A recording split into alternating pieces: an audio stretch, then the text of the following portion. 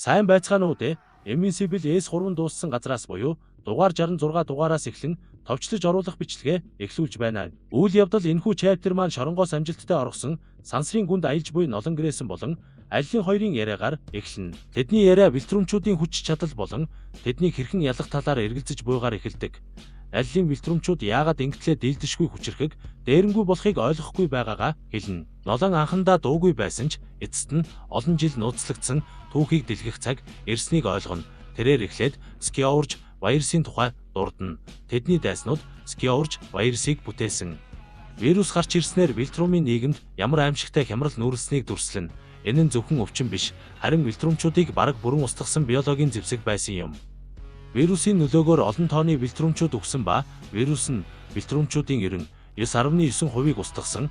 Одоо орчлон ертөнцид үлдсэн бэлтрүмчүүд нь 50 хүрэхгүй шахуу тоологдно. Тэд цөөн тоотой гэдгээ нуухын тулд бусад гаргуудыг айлган сүрдүүлж өөрсдийгөө дийлдэшгүй мэтээр харуулах хэрэгтэй болсон.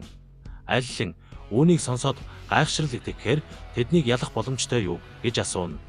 Noloн хариулахдаа тийм гэхдээ бидэнд нэмэлт нөөц хэрэгтэй.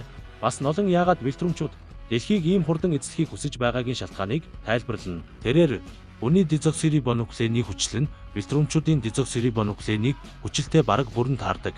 Хүн төрлөختөн бол тэдний устж үгүй болох үржлийг сэргээх цорын ганц найдвар юм. Noloн өөрийн хүү Mark Invincible нь бэлтрүмийн гений хувьд аюулгүй, эрүүл үр удам гэдгийг онцлно. Энэ нь Mark болон дэлхийн хувьд ямар чухал болохыг тодтогно.